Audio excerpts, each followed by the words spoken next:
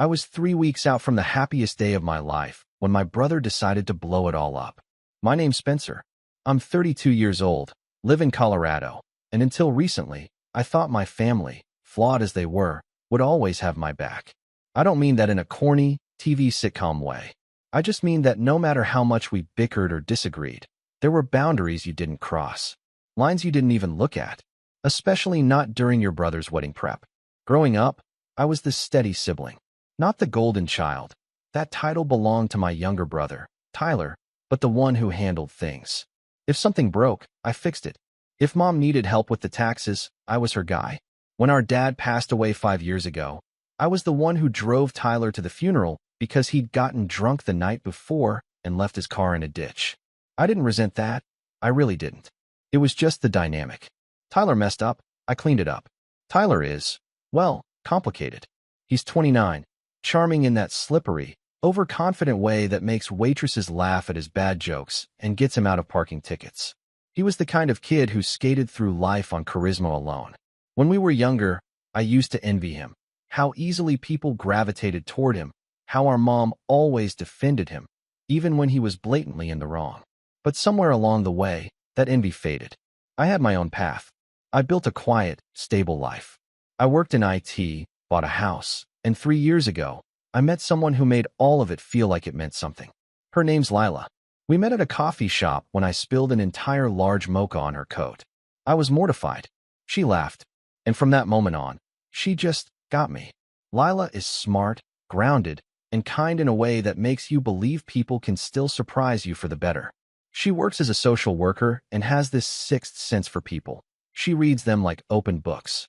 But when it came to Tyler, even she struggled. He was charming, sure, but there was always something off. Too much flattery. Too many lingering stares. Too many weirdly personal jokes he'd make when I wasn't around. Still, I never really questioned it. Not until the engagement. Tyler had this weird reaction when I told him I was going to propose. It wasn't overt, but I remember the way his smile faltered for a second before he slapped me on the back and said, "About time, man. Just don't blow it." At the time, I thought he was just being Tyler. But the seed was planted. Over the next year, things started piling up. Little things. Comments he'd make to Lila when they were alone, which she always told me about later. "You really think Spencer's the one?" he once asked her during a family barbecue while I was out grabbing more charcoal. Or the time he sent her a playlist, just for fun, with songs that were all breakup anthems. Lila showed me the messages each time, laughed them off, said, "Your brother's got issues," and we moved on. But the vibe kept getting weirder. At our engagement party, I found Tyler cornering Lila in the kitchen, whispering something. She looked uncomfortable. When I asked her about it later, she hesitated. He said, he used to have a crush on me. But it was nothing, just awkward timing. I wanted to confront him, but Lila begged me not to. It'll just create more drama. Let's not start something before the wedding. So I didn't. I let it slide, like I always did. That was mistake number 1. Mistake number 2 was assuming Tyler would know how to behave during the wedding planning process. He was supposed to be my best man. I figured, hey, maybe this is a chance for him to grow up, bond a little, do something selfless for once. But he was flaky from the start, showed up late to the tux fitting, forgot to send the RSVP reminders to the groomsmen, and made it all about him at the bachelor party. At one point during drinks, he loudly joked that Lila was way out of my league and that I must have blackmailed her or something. Everyone laughed. I did too, but it hit me in the gut. The final straw came 2.5 weeks before the wedding. I was at work, finishing up a client presentation, when my phone buzzed with a message from Tyler. "Call me ASAP. It's about Lila." My stomach dropped. I called immediately, thinking maybe she'd been in an accident or gotten sick or something serious. But no. When he answered, his voice was calm. Too calm. "I wasn't going to tell you this, man," he began. "But I can't let you marry someone who's not being honest with you." I felt cold all over. "What are you talking about?" "She told me she has feelings for me," he said, almost regretfully. Said she was confused. Said she wasn't sure she could go through with the wedding. "She's been messaging me behind your back. I didn't want to hurt you, but you needed to know." I didn't speak for a few seconds. I couldn't. My brain was trying to wrap itself around what I'd just heard. I remember my hand gripping the phone tighter, my heartbeat spiking. "You're lying," I said quietly. He sighed. "I wish I was. I really do." But if I were you, I'd talk to her. Ask to see her phone. Look through the messages. You'll see for yourself. He hung up before I could respond. I just sat there, stunned. The office around me kept humming. People typing, phones ringing, but it all felt distant. Like I was underwater. 1,000 thoughts raced through my head. Could it be true? Had Lila been hiding something from me? Was there some part of her I hadn't seen? When I got home that night, she was on the couch watching reruns of The Office. She looked up and smiled. Hey, babe. Everything okay? I didn't answer right away. Just sat down and looked at her. Really looked at her. Tyler called me. I said finally. He told me you've been messaging him. That you have feelings for him. Lila blinked. And then she laughed. Not a little giggle, but a full, genuine, disbelieving laugh. Are you serious? I need to know the truth, I said. My voice cracked. She stood up, walked over to me, and put her phone in my hands. Check it yourself. All our messages. I've got nothing to hide. And I did. And what I found flipped everything on its head. Because she had been messaging him. But not in the way he claimed. The texts were all there. Every single one. Hey, that joke you made at the dinner last night made me uncomfortable. Please stop. I'm with Spencer. I love him. This needs to stop. Do not message me again unless it's something related to the wedding. You're crossing the line. And the worst one, sent just 2 days before. Tyler, if you ever imply again that I'm having second thoughts, I will tell Spencer everything you've been saying. I read through the whole thread, my hands shaking. She sat next to me the entire time, silent, letting me process. No pressure, no defensiveness, just quiet strength. When I looked at her, I felt like crying. I'm sorry I didn't tell you earlier, she said softly. I thought if I ignored him, he'd stop. But he didn't. He got worse. And I didn't want to cause problems between you two. I couldn't even speak. I just nodded, hugged her, held on. And then, something flipped in me. Because this wasn't just sibling rivalry. This was betrayal, manipulation, a full-on attempt to destroy the one good thing in my life. And for the first time in my life, I wasn't going to let Tyler walk away without consequences. I just didn't know yet how far it would go. But the opportunity presented itself in the most unexpected way. And that's when I invited his wife to lunch. I didn't sleep that night. Even after Lila and I talked it through, after I saw the texts, after she reassured me again and again that she loved me and had never, ever entertained Tyler's pathetic fantasy, I just lay there in bed, eyes wide open, staring at the ceiling. Something was broken. Not between us. Between me and my brother. And maybe, if I was being honest, it had always been broken. I just refused to look at it until now. The next morning, I sat in my car outside work for a solid 15 minutes before going in. I kept asking myself the same question. Why? Why would Tyler do this? Why now? Was he trying to sabotage the wedding because he couldn't stand to see me happy? Was it about Lila? Or was this just who he'd always been? And I was only now seeing it clearly? I didn't have an answer. But I did have a new sense of clarity. I was done playing the older brother who cleaned up his messes. Still, I didn't confront him. Not right away. I needed time. And more importantly, I needed a plan. Because if Tyler was willing to lie, manipulate, and spin that kind of story about his own brother's fiancée, then I had to assume there was more to uncover. The first sign that this was bigger than just an isolated incident came a few days later when my mom called. She didn't even say hello. Spencer, she said, her voice tight. Did you really accuse Tyler of trying to steal your fiancé? I closed my eyes. No, Mom. He told me she had feelings for him. I checked her messages. He's been harassing her for months. There was a long pause. Tyler wouldn't do that, she said quietly. He told me you've been paranoid. That you're projecting your own doubts onto him. I laughed. Bitterly.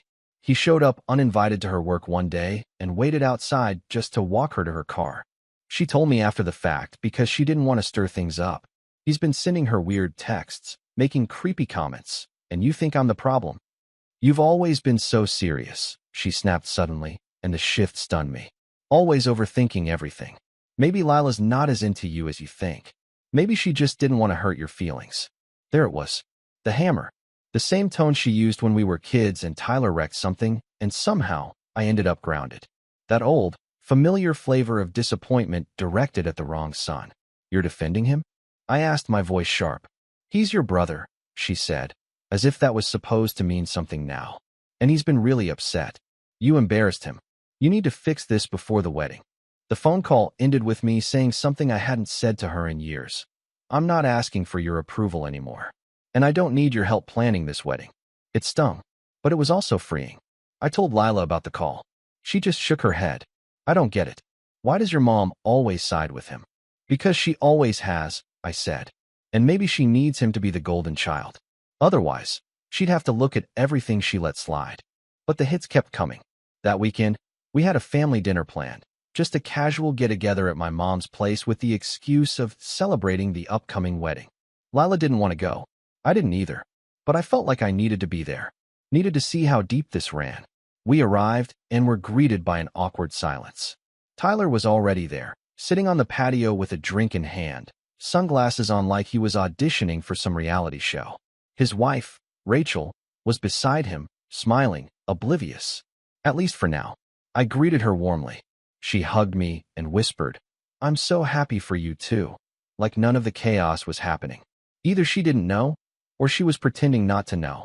I couldn't tell which was worse. Dinner was strained. My mom barely looked at me. My aunt, who was always a little too cozy with Tyler, kept asking Lila if she was nervous to commit so young, even though we were both in our 30s. And Tyler? He spent the whole evening smugly sipping wine, cracking jokes about marriage. At one point, while Lila and Rachel were in the kitchen getting dessert, Tyler leaned across the table and said, "Still going through with it, huh?" I didn't answer.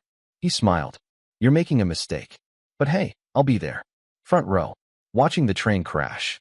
And then, with a wink, "Unless she changes her mind before then." That's when I knew this wasn't just some awkward obsession. He wanted to wreck me, to humiliate me. I stood up, my chair scraping loudly across the floor, and excused myself. Lila followed me to the car, concerned. I told her what he said. She didn't even look shocked. Just angry. "We can't keep letting this slide," she said. "It's not just you anymore. He's messing with our life." And she was right. It wasn't about keeping the peace anymore. It was about drawing a line. The next morning, I sent Tyler a text. "You're no longer my best man. Don't contact Lila again." He replied instantly. "Wow, insecure much? She'll come around." That was it. That was the moment something inside me broke completely. This wasn't some tragic misunderstanding. This was war. And then came the final piece of the puzzle, the one that took my rage and gave it direction. Rachel called me, out of the blue. "Hey," she said, cheerful. "We still good for our wedding gift exchange on Sunday?" I blinked. "What? Didn't Lila tell you?" "I suggested we do a little brunch, just the four of us. Exchange something sentimental before the wedding. Like a memory gift or something. I thought it'd be cute." My mouth went dry. "Yeah," I said slowly. "That sounds great. Let me talk to Lila. I'll get back to you." I hung up and turned to Lila, who looked just as confused. "She never mentioned this to me," she said. "I thought you planned something." We both realized the same thing at once. Tyler had set this up. It was the perfect opportunity. A cozy little brunch. A private moment. Just the four of us. And all he needed was for Lila to look uncertain, or for me to look angry, and he could spin another lie. Probably try to play it off like they'd had a moment, and hope Rachel caught on. But now it was our opportunity. We spent that night combing through everything. Every message he'd sent. Every screenshot. Every time he showed up uninvited or crossed the line. We compiled it all. Lila even dug up an old voicemail she'd saved. One where he drunkenly confessed, "If you ever change your mind, I'll be here." We weren't sure what Rachel knew, but she deserved the truth. So I texted her the next morning. "Brunch sounds perfect. Let's do it at that new cafe downtown. Just us." Tyler didn't reply to the group chat for hours. When he finally did, all he said was, "Looking forward to it." And that's where we left it. The plan wasn't fully formed yet, but the wheels were in motion. Tyler didn't know it yet, but brunch was going to be a turning point. For all of us. And when Rachel saw the messages, well, let's just say he wouldn't be attending the wedding. Not as best man, not as a brother, and not as a husband. The night before the brunch, I stood alone in the kitchen, staring at the glowing screen of my laptop. A half-finished document was open, originally our wedding itinerary. I'd spent weeks piecing it together. Dinner timelines, speech order, seating charts. Now, it just looked like a blueprint of something slowly unraveling. My brother had turned the lead up to our wedding into a chessboard, and I had let him play both sides for too long. Lila had gone to bed early. She was emotionally drained. We both were. But while she slept upstairs, I stayed up, rereading every message Tyler had ever sent her, cataloging his manipulation, and organizing it into a clean, undeniable timeline. I wasn't doing it to be petty. I was doing it to protect what we had left. To protect her. To protect us. I labeled each file by date and content. The last one I titled The Beginning of the End. When I finally shut the laptop and turned out the kitchen light, the silence hit me. It was thick, almost too much. And that's when I realized something I hadn't let myself feel until now. Shame. Not for what Tyler had done, but for how long I'd let him get away with it. I had always believed that family was sacred, that no matter how bad things got, blood was thicker. I told myself I was being mature by letting things slide, that I was choosing peace. But peace had a price, and I'd been paying it for decades without realizing I was the only one handing over anything. That night, I cried. Not loudly. Not the kind of crying you see in movies with fists pounding against walls or heads thrown back in anguish. It was quieter than that. A slow, steady unraveling. I leaned against the kitchen counter, wiped my face with my sleeve, and let myself feel everything I'd been bottling up for years. The memories started rolling in. All the times Mom blamed me for Tyler's mistakes. All the birthdays where he forgot to show up and I made excuses for him. The time I broke up with a girl in college and he hooked up with her a month later. The time Dad tried to discipline him and Mom stepped in, saying, "He's just passionate." The countless second chances. The way he always took and I always gave. And now, he tried to take Lila. But this time he failed. And that failure was going to cost him everything. Brunch was scheduled for 11:30 a.m. The cafe was one of those Instagram-worthy spots with pastel walls, string lights, and tiny plants on every table. It should have been the perfect pre-wedding photo op. Instead, it felt like walking into a silent courtroom. Lila and I arrived early. I'd printed out selected messages and voicemails, each placed neatly in a plain envelope. We ordered coffee, waited in silence. My leg bounced uncontrollably under the table. At 11:28, Rachel walked in. She looked flawless, as always, peach blouse, gold earrings, a smile that could brighten a room. But the moment her eyes met mine, I saw something flicker behind them. Maybe confusion, maybe concern. Tyler followed a minute later. Sunglasses again, indoors this time. Trying way too hard. He kissed Rachel on the cheek and gave me a smirk like we were in on some inside joke. We made small talk at first.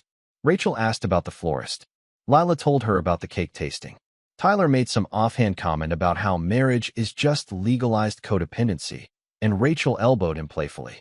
But her laugh didn't quite reach her eyes. Then came the moment. I reached into my coat pocket, pulled out the envelope, and slid it across the table to Rachel. "What's this?" she asked, blinking. I looked at Tyler.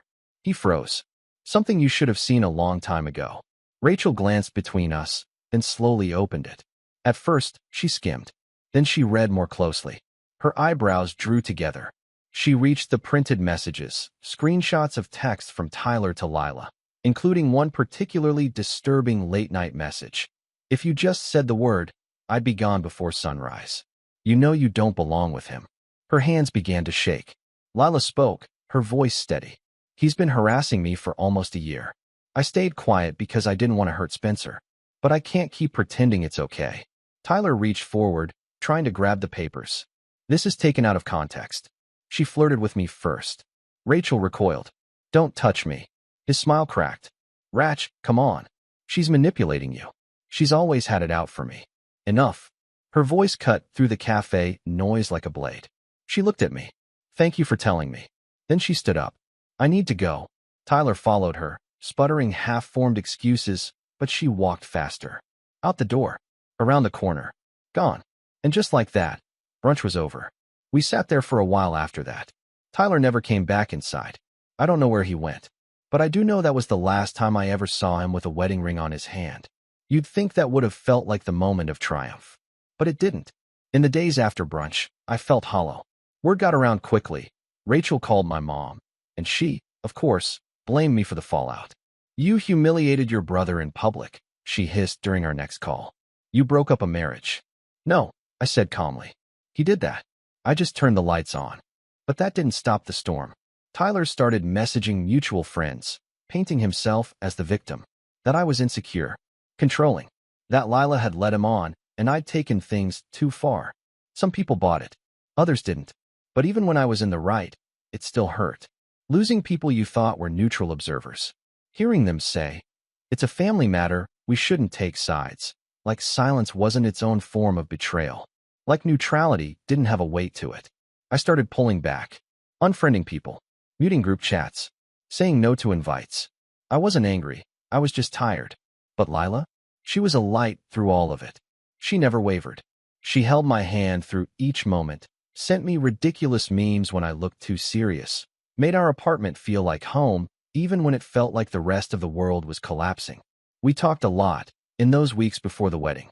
Not just about logistics or guest lists, but about us. About how easily things could have been destroyed if we hadn't trusted each other. About how sometimes the worst moments in life show you the strength of what you've built. And somewhere in that slow healing, I found something else, self-worth. For the first time in my life, I started looking back at everything I'd done, not with bitterness, but with clarity. I had been the steady one, the reliable one, the peacemaker, the fixer. But that didn't make me weak. That made me strong. I started journaling again, something I hadn't done since college. I wrote about my dad, about the way he used to talk to me during late-night drives, about how he'd always tell me, "Don't mistake silence for peace." Sometimes the loudest person in the room is the one who needs to be left behind. I started going on morning runs, not to escape, but to move forward. I deleted the wedding itinerary document and built a new one from scratch. Every line felt like a step away from what I'd allowed, and a step toward who I wanted to be. We restructured the wedding party. One of my college friends, Mason, stepped in as best man. Lila's sister took over as maid of honor. We even made a few changes to the guest list. Tyler was no longer invited. Neither was my mom. It wasn't a dramatic announcement, just a quiet line drawn. We mailed them a simple note. "Due to recent events and for the peace of our ceremony, we've decided to move forward without your attendance. We wish you well." That was it. Lila and I stood at the mailbox together, held hands, and dropped it in. It didn't feel like revenge. It felt like freedom. And just when I thought things couldn't shift any further, I got a call that changed everything again. It was Rachel, and she had something to show me. Something that would flip the whole story upside down and give me one final, unexpected card to play. Rachel's call came 3 days after brunch. I was sitting in the backyard, watching our dog chew mercilessly on a destroyed tennis ball when my phone buzzed. I hadn't spoken to her since that morning at the cafe. Part of me thought I never would. I imagined she was processing the betrayal in her own way, quietly, privately, like I had done for so long. So when I saw her name on the screen, my stomach clenched. I answered on the second ring. "Spencer," she said, her voice calmer than I expected. "I think we need to talk." I stood up slowly. "Of course. Everything okay?" There was a pause, and then I found something. "Something you need to see." We agreed to meet at a local park, somewhere neutral. Lila offered to come, but Rachel asked to speak with me alone. "It's not about her," she said. "Not directly." When I arrived, Rachel was already there, sitting at a bench near the pond, a manila folder clutched in her lap. She looked different, sharper somehow. Her hair was pulled back in a tight bun, no makeup, eyes clear and unreadable. She didn't greet me with a hug this time, just nodded and gestured for me to sit. "I've spent the last few days going through everything," she said. "Emails, bank records, our shared accounts. I needed to understand what was real and what was just lies." I didn't say anything, just let her talk. Rachel opened the folder and slid a few papers across to me. They were printouts, transaction records from a joint savings account I didn't know she and Tyler had. "Notice anything?" she asked. I scanned the page. Multiple withdrawals. Small amounts at first, $200 here, $150 there. Then larger ones. $800, $1,200. Several labeled as business expenses. Others with no notes at all. "I never authorized these," she said. "And when I checked the dates, I realized most of them aligned with the months leading up to your engagement." My brow furrowed. "You think he was spending it on what? Gifts? Hotels?" "Worse," she said. "He was paying someone to spy on Lila." I froze. I found a string of payments to a private investigator based in Boulder. When I called pretending to be Tyler, the guy confirmed he was hired to follow her. "Get photos. See if she was cheating on you." My throat went dry. He tried to frame her. Rachel nodded. "He told the PI he wanted proof Lila wasn't faithful." But I don't think he ever planned to show you the results. I think he just wanted ammunition in case she rejected him again, or to use it to push her into silence. A slow wave of nausea rolled through me. I had suspected manipulation, but surveillance? He stalked her, I whispered. Rachel nodded grimly. And there's more. She pulled out a second sheet, an email forwarded from her account. I read the header. It was from Tyler, sent to a friend of his named Caleb. Subject line, leverage. The body? If this thing with Lila doesn't pan out, I've got backup. Found some dirt from her college days. Might be enough to shake things up if Spencer goes through with the wedding. I'm not going to let him win again. Not this time. My hands tightened into fists. Not this time. I looked at Rachel. What does that mean, again? Has this happened before? She looked down, lips pressed into a thin line. I didn't want to believe it at first, but yeah. He's always seen you as the one who got the life he was supposed to have. He used to complain about it all the time. Said you were Dad's favorite. That you only got ahead because you played the good boy.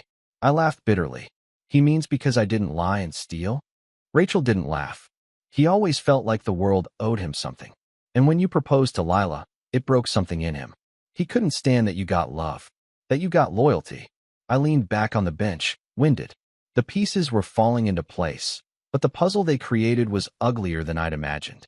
I had known Tyler was selfish, petty, entitled. I hadn't known he was dangerous. Rachel reached into the folder one last time and handed me a flash drive. What's this? Voice recordings. I put one of those keychain mics in his car a few months ago. It was supposed to be for safety, in case of break-ins. But he talks to himself. A lot. And he doesn't hold back. I stared at the tiny piece of plastic in my hand like it was radioactive. You're giving me this? I asked. She nodded. He doesn't deserve protection anymore. Not after this. And with that, she stood up and walked away.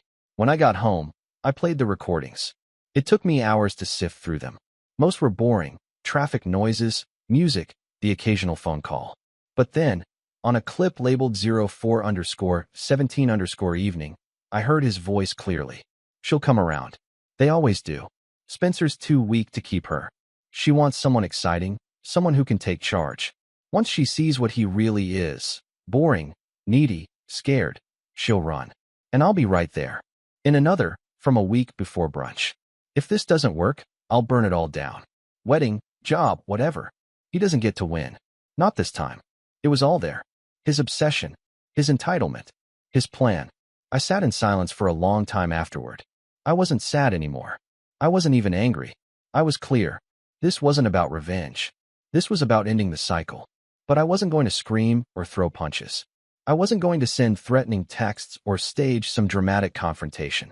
I was going to do what I always did, build something solid, thoughtful, unbreakable. Only this time, I wouldn't be fixing someone else's mess. I'd be making sure Tyler couldn't create another one. The next few days were a flurry of quiet activity.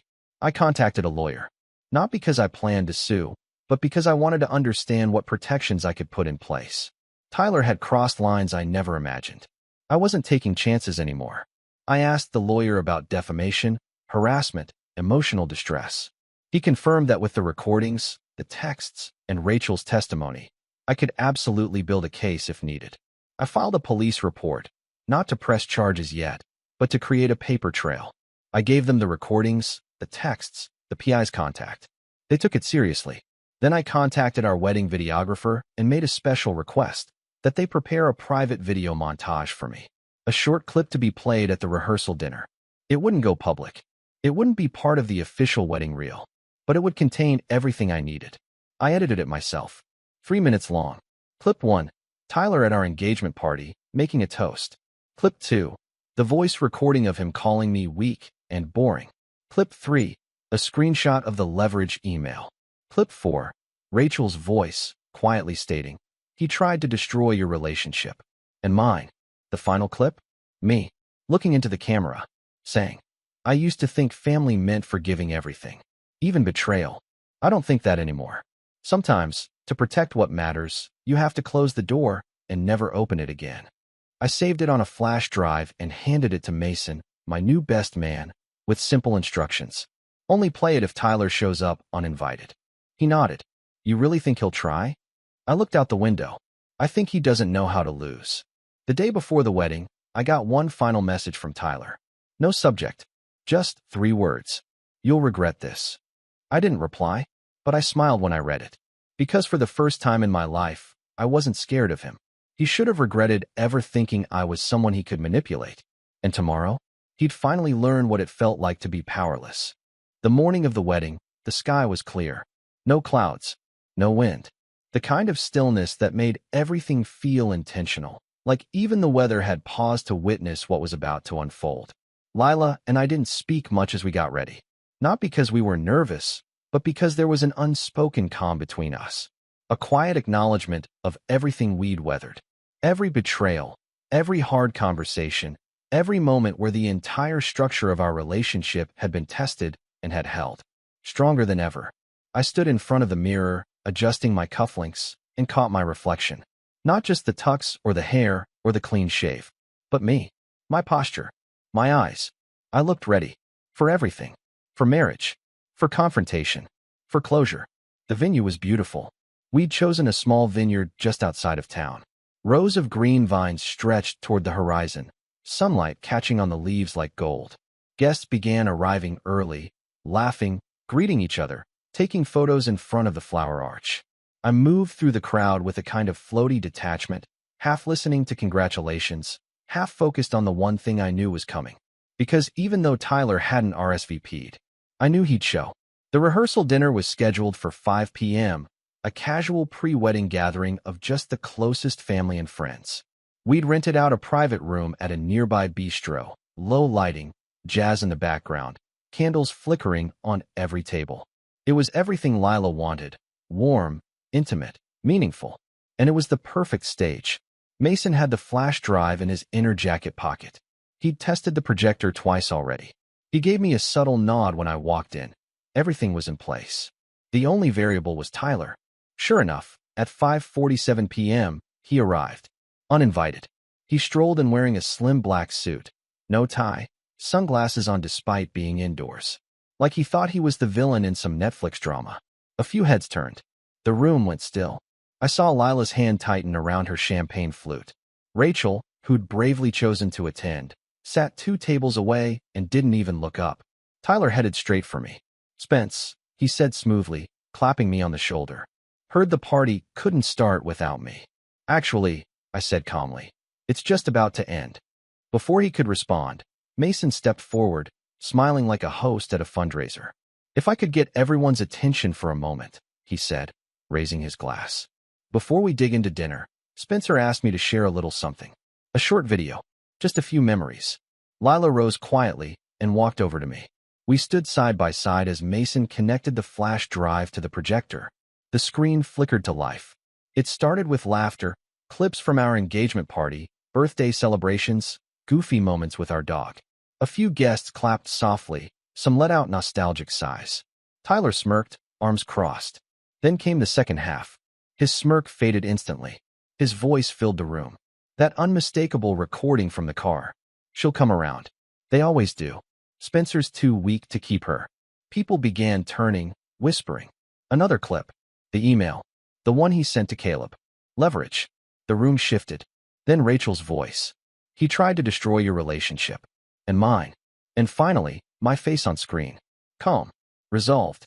Sometimes, to protect what matters, you have to close the door and never open it again. Silence. The lights came back on. Mason stepped away. No one clapped. No one spoke. I turned to Tyler. His face was frozen. Pale. Caught between rage and fear. His confidence cracked like glass under pressure. "You did this," he hissed at me. "You set me up?" "No," I said. "You did this. I just stopped covering for you." He looked around, searching for allies. None came. My mom wasn't there. She'd declined the invitation.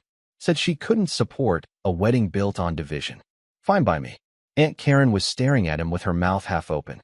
Even his former groomsmen, guys he used to party with, wouldn't meet his eye. Rachel stood up slowly. "I filed for divorce this morning," she said, her voice clear. "The paperwork's already at your office. You'll find your stuff packed by the end of the weekend." Tyler's mouth opened, but no words came out. He took a shaky step toward her. "Ratch, come on. You're not going to." "I'm done, Tyler," she said, backing away. "I gave you every chance to be decent. But you're a parasite. and I'm not feeding you anymore." Then she turned to me and Lila, gave a small nod, and walked out. Tyler stood there, isolated, the center of a storm he'd created with no umbrella left. "I'll ruin you," he said quietly. "No," I replied. "You already did that to yourself." Security, who Mason had discreetly arranged ahead of time, walked over and placed a gentle but firm hand on Tyler's shoulder. "Time to go, sir."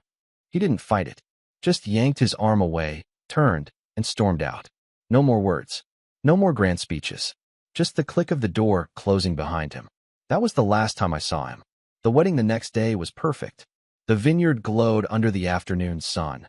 The music floated through the air like a hymn.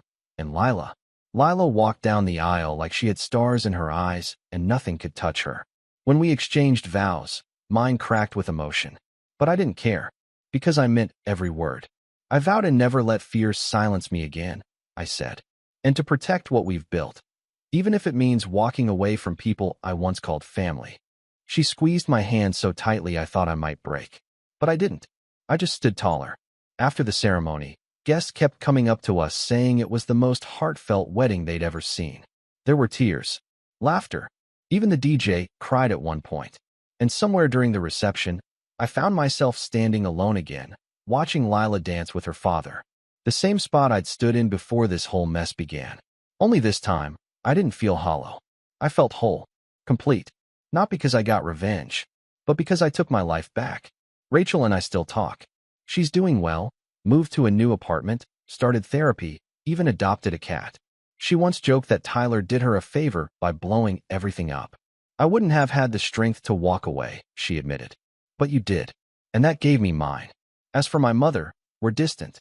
She sends a birthday card once a year. No return address. No apology. I've stopped expecting one.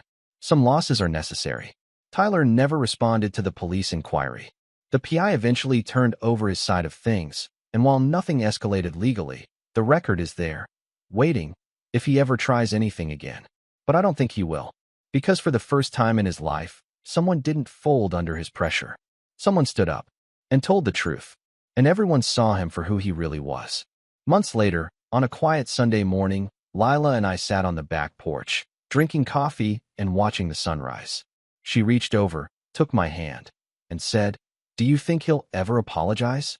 I looked out across the yard, smiled faintly, and said, "I don't need him to. Because the door is shut. The past is behind us, and I'm done giving power to people who never deserved it." I leaned back in my chair, closed my eyes, and let the peace settle in. And for the first time in my life, silence didn't feel like surrender. It felt like victory.